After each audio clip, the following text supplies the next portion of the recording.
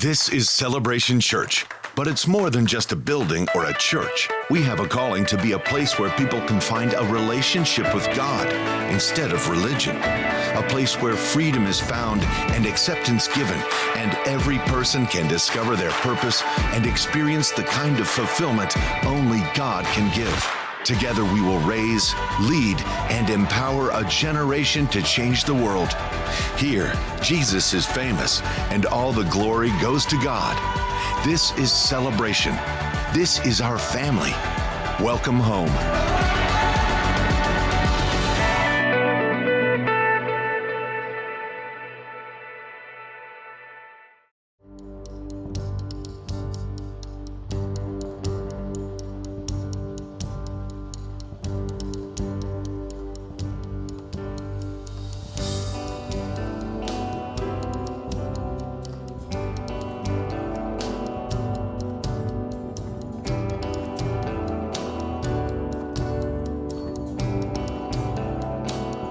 I give you glory for all you've brought me through. And now I'm ready for whatever you want to do. I'm moving forward to follow after you. And now I'm ready for whatever you want to do. Your presence is an open door. We want you, Lord, like never before. Your presence is an open door. So come now, Lord, like never before.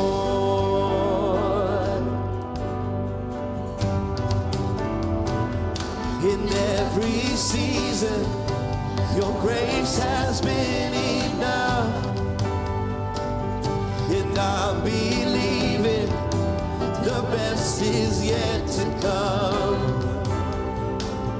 The cross before me, my hope on things above. And in you, Jesus, the best is yet to come. Your presence is an open door. We want you, Lord, like never before. Your presence is an open door. So come now, Lord, like never before.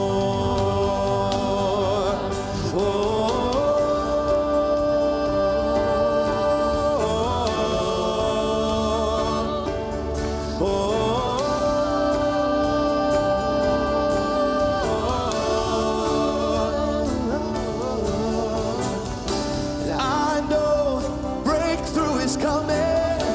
By faith, I see a miracle. My God made me a promise and it won't stop now. Oh, I know breakthrough is coming. By faith, I see a miracle. My God made me a promise and it won't stop now. Oh, sing it out. I know breakthrough is coming. By faith, I see a miracle. My God made me a promise and it won't stop now. I know breakthrough is coming. By faith, I see a miracle. My God made me a promise and it won't stop now.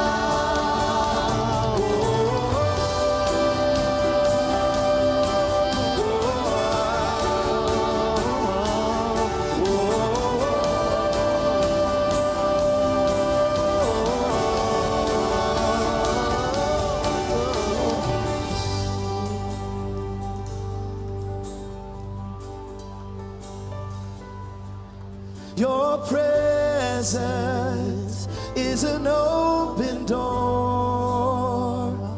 We want you, Lord, like never before. Your presence is an open door. So come now, Lord, like never before.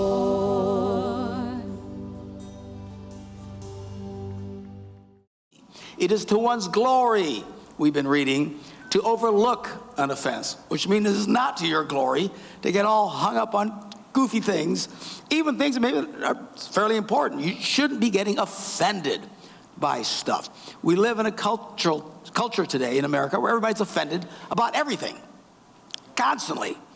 It's like, whatever happened? We used to be strong people. Now if a fly lands on your head wrong, it's like, oh, you can't handle anything anymore. Good night. Toughen up, folks. So anyway, we're going to continue this throughout the year, but the immediate series we're going to bring to a close this morning. I want to read to you from Luke, the 15th chapter. Jesus is giving a story, which they call parables, to the people. And it's called the parable of the prodigal son. Prodigal means lost. So we read here, Jesus continued, there was a man who had 2 sons. The younger one said to his father, Father, give me my share of the estate. So he divided his property between them. So all is well. I don't know why he moved for this, but he wanted everything split up. He wanted to get his share now. So it's said there. And of course, with a lot of people, they get money and it just starts to burn a hole in their pocket because they got to spend it, got to spend it, got to spend it. Which, by the way, most people's financial problems isn't that they don't have enough money, although I'm all for having more money, all right? But the problem isn't lack of money. Often it's just that we spend too much. I've seen this over and over again. People make $30,000 a year think, man, if I could just get to $60,000 a year, I'd be set for life. And they start making 60 and they're in a bigger hole than when they were making 30. I've seen them double it. Go from 60 to 120. You would think life is good now, right? And they are in a tighter spot than when they were making 60. It's because we spend money like drunken monkeys, right? You get all this money, and everybody lives at the max. If you doubled your income, what's the first thing everybody's going to do? Let's get a bigger house. Although the house you have is fine. And then, of course, we go to the bank and find out what's the max we can borrow. Then we live at the max, and we find out with the new car, what's the max you can borrow? And then at the end of the day, I know one person in particular, $500,000 a year they make. They can't even go out for dinner. If I call them at the last second, goes, well, you know, that's not in the budget. Not in the budget. You should be able to pay for everybody's dinner tonight. You know what I'm saying? But I mean, I'm telling you, it's a spending problem. Now, I get we all want more income, thank God. But you got to get a handle on what you have. Anyway, it says, the next verse, not long after that, this money's burning a hole in his pocket. The younger son got all together he had and set off for a distant country. And there he blew it all.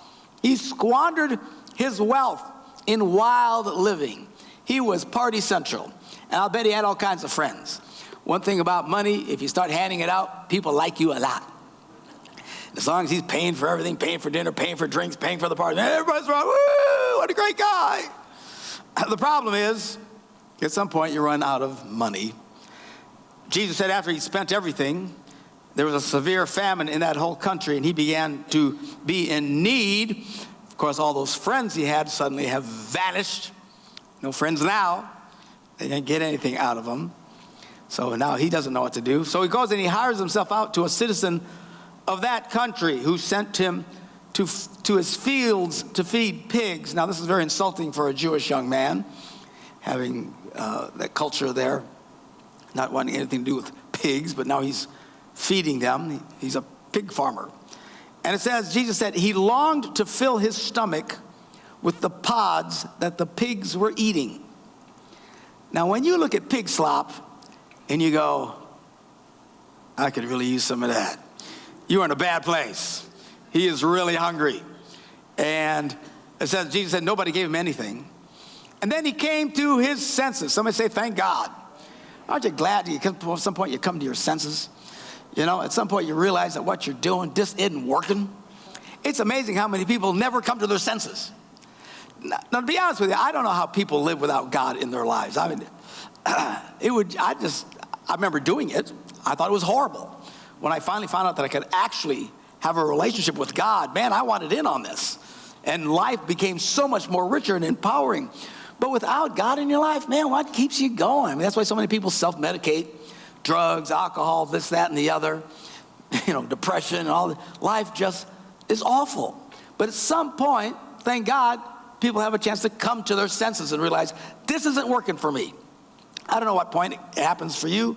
Hopefully it happens young before you get too crazy. Some people, they got to go through half a dozen marriages and, in and out of rehab and this, that, and the other before finally they come to their senses. Some sadly never come to their senses. And if you have friends and family that you care about who don't have God in their life, it's one of the best prayers you can pray for them. Lord, help them come to their senses to realize this isn't working.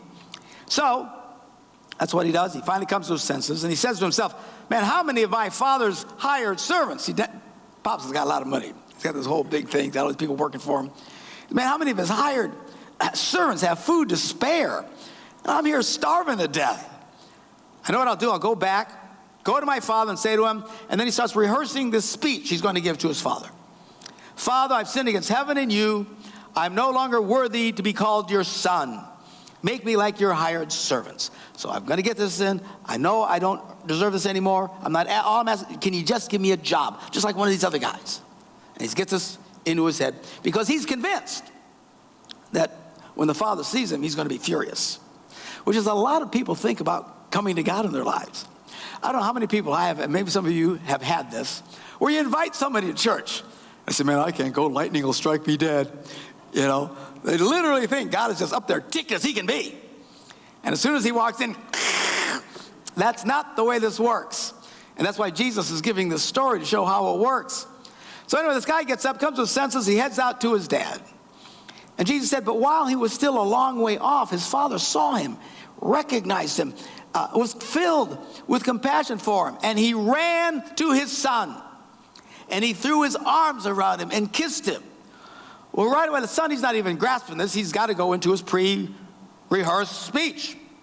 Father, I have sinned against heaven and against you. I'm no longer worthy to be called your son. But before he could get any further into his speech, the father said to his servants, quick, bring the best robe and put it on him. Put a ring on his finger, sandals on his feet. Bring the fatted calf and kill it. Let's have a feast and celebrate. We're going to have a party. This is a great day. Unless, of course, you're the fatted calf. All right. So for this son of mine was dead and he's alive again. He was lost and he's found. So they began to celebrate. Now, meanwhile, the older son, the older brother, was in the field. And when he came near the house, he heard music and dancing. So he called one of the servants and asked him, what's up? What's happening? Well, the guy says, well, your brother's come home. And your father has killed the fatted calf because he has him back safe and sound. Well, the older brother is not happy about this. What does he do? He becomes angry and refuses to go in. So his father went out and pleaded with him and said, look, all these years, the son says, all these years I've been slaving for you and never disobeyed your orders, yet you never gave me even a young goat so I could celebrate with my friends. But when this son of yours, it wasn't his brother, son of yours, you parents know what I'm talking about. You talk to your spouse, hey, that kid of yours, right? Go deal with him. Not my kid, you can have him. That son of yours has squandered your property with prostitutes, comes home, and you kill the fatted calf for him. And the father said, my son, you're always with me, and everything I have is yours. But we had to celebrate and be glad because this brother of yours was dead and he's alive again. He was lost and now he's found. Now, I don't think I've ever quite understood this parable, to be quite honest with you. I mean, I get the first part. That's the easy part. The guy goes off. He does all kinds of stupid stuff. I have a PhD in stupid, so I get that. Well, do dumb things. You come to your senses. And you come to God, and he, instead of rejecting you, he hugs you and he kisses you. And all of heaven, the Bible celebrates when someone turns from the wrong they're doing and decide to follow him in faith. So that I get. Never quite understood the older brother. What was his beef? What's his problem? Until I heard Becky Schomer speaking last Sunday. She did a great job. She's a great communicator and also some great insights. And she said something last night that just ding went off in my brain, and a whole lot of things started making sense, and particularly this parable. That's why we're talking about it today. And that is this. Becky talked about the difference in language and stuff between the Old Testament and the New Testament. Old Testament's written in Hebrew, New Testament's written in Greek, culture changes and stuff like that. She says when you read about offense, and the scripture that we've been reading is from the Old Testament, it is to one's glory to overlook an offense. The word offense there has to do with something that's done to you. Somebody does something to you, something bad happens to you, and it's to your glory to overlook it, let it go. But she says in the New Testament, you start to see a different version of offense. And it's not about what has been done to you. It's that it's about being mad at other people for what they do. For example, the Pharisees, the religious pinheads of Jesus' day, got all offended by Jesus. What did Jesus do to them? Nothing. But it didn't matter. They disapproved of him. He spent his time hanging out with sinners, like all you people. All right? Especially over in Green Bay. No, that's okay. Stephen points, it's worse than all y'all, so it's all right. So they get mad about something that somebody else does. That is what is offense. And I thought, oh, my Lanta. That is it. That is it. People get mad. They get offended. Really, nothing's even happened to them. They're ticked off because they disapprove of what somebody else says or does. And oh, man, do we have this problem today in America. All these little snowflakes floating around our country, melting. Because somebody said something. They heard something they didn't want to hear. Now, when I grew up in the 1800s, we had a saying, sticks and stones may break my bones, but words don't mean jack. Not today. The worst thing you can do is say something somebody doesn't want to hear. These college campuses, these people have lost their ever-loving minds. They have safe zones where you don't have to accidentally hear something you don't want to hear. And if you get overwhelmed, they let you hold puppies. Seriously, this is in America. Grown men and women holding puppies and crying because they heard something they didn't want to hear. This has gotten out of control. They all need a gigantic swirly, for heaven's sakes. Snap out of this stupidity. But make no mistake, this has affected us. This has affected Christianity. And now people go around and they get mad simply because they disapprove of what somebody else did. Again, has nothing to do with them. I don't like the way this happened. And they get all crazy. Now the older brother pretended that it was about him. That's when he said to his father, look, all these years I've been slaving for you. I never disobeyed your orders. And you never even gave me a young goat so I could celebrate with my friends. And the father answered correctly, hey, all this stuff is yours. You can have it anytime you want. The truth of the matter, he didn't care. He didn't care. He didn't really want to party with anybody. You know, there's a lot of people that don't like getting together with people. Half of you in here are probably in that category. I'm telling you, a lot of people. See, I'm one of these fun people. Fun people love to be around people. We get around people, it's like a drug to us. We love it, and we're full of energy. Now, most other people, when they get around people, they can enjoy it, but at some point, they are slowly sucking the life out of them. These are the people that you have them come over for an hour and a half, and you can't wait for them to leave. And when they finally leave, I never thought they'd leave. People like me are going, it's only 3 a.m. Where are you going? Come back! We love to party. We love people. And I guarantee people who really like to be with people, if this was my situation, my dad wouldn't have to tell me I can go party. I would be partying all the time. I'd be eating all the goats. See, one goat sees me, they turn and run. Ah! So this guy was full of baloney. Well, I never got to party with my friends because he never wanted to. He didn't want to party. This guy could have cared less about partying. And again, there's a lot of people like that. It's not a problem. It's not even a slam. You know, seriously, I get a kick out of people who can't stand people. I have some great friends like that, actually. just like to poke them a little bit, And they're very honest about it. It exhausts them. My wife, Debbie, the cute little redhead, she was kind of like that. She didn't really enjoy being that much around lots of people. She would do it, a faithful woman, at church, smile, and she'd come to these conferences with me, and she'd smile at everybody and shake their hands and answer all those questions. But slowly, you were sucking the life out of her. And when it was over, it was like, ah! And I'm like, whee! So it's fine. It's not a slam to some people. They're not cut out for that. It's fine. Need to work on it maybe, but it's fine. Now, Deanna, she's party central. She's already planning how she can invite all y'all over to the house next week.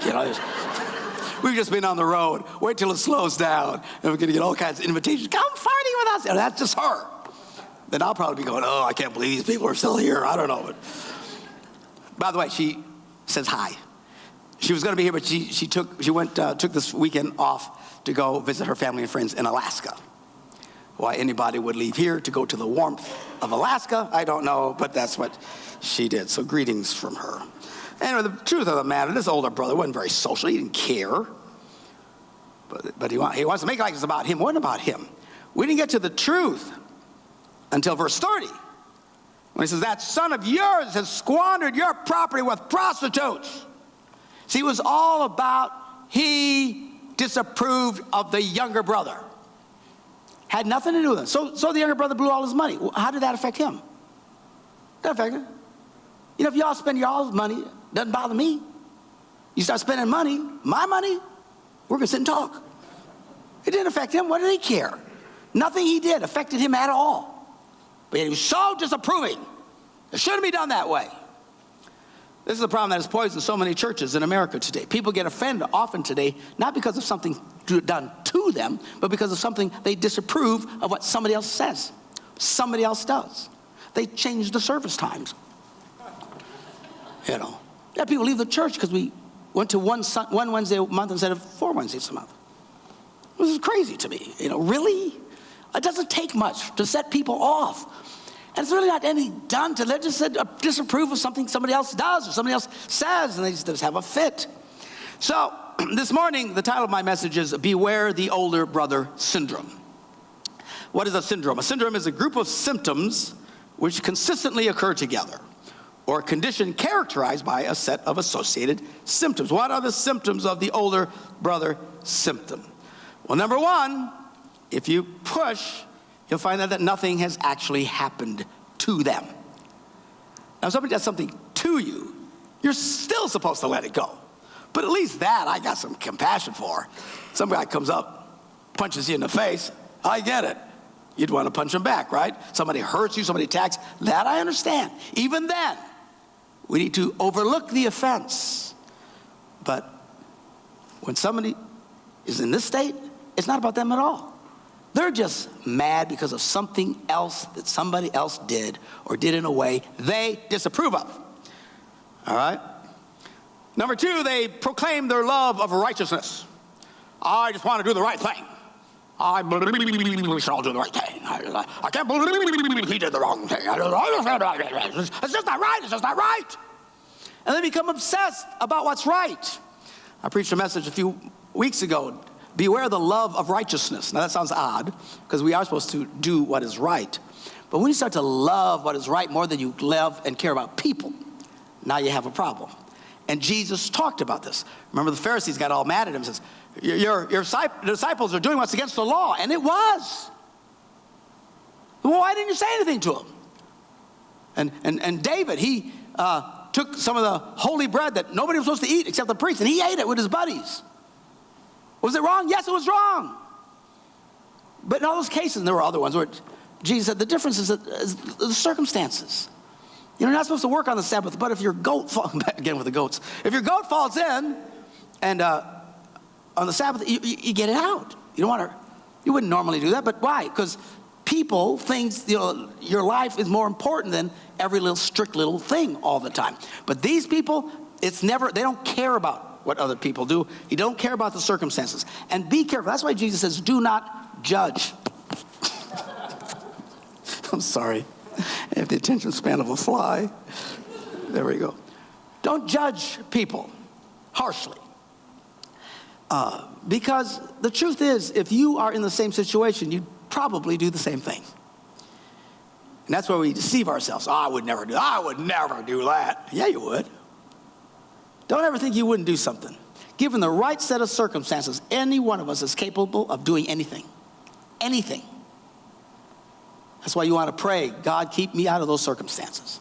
That's why we pray the Lord's Prayer. Lead us not into temptation.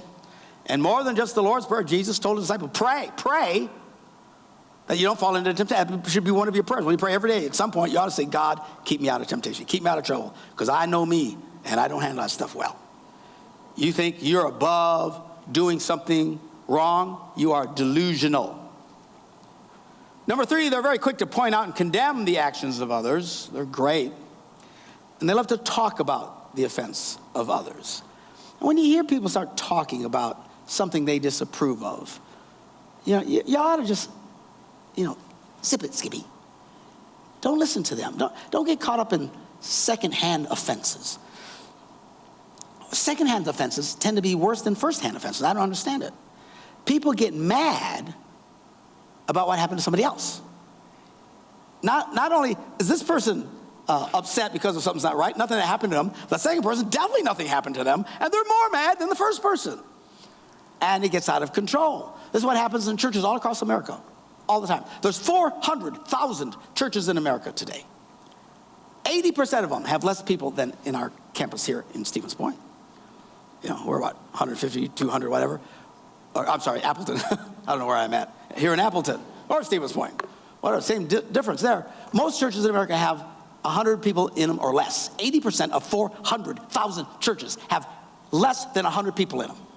Why? That's about how many people you can get together in one room and they don't tick each other off.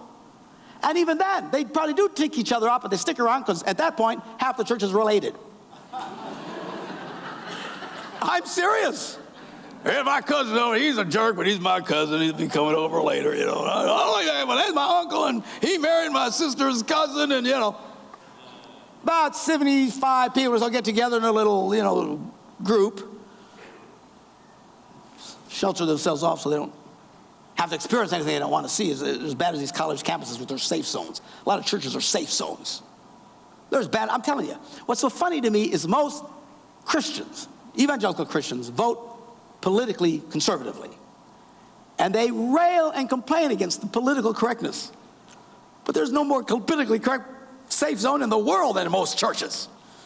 So you can't say this and you can't say that and you can't do this and you can't do that. And I'm like, good night, check your medication.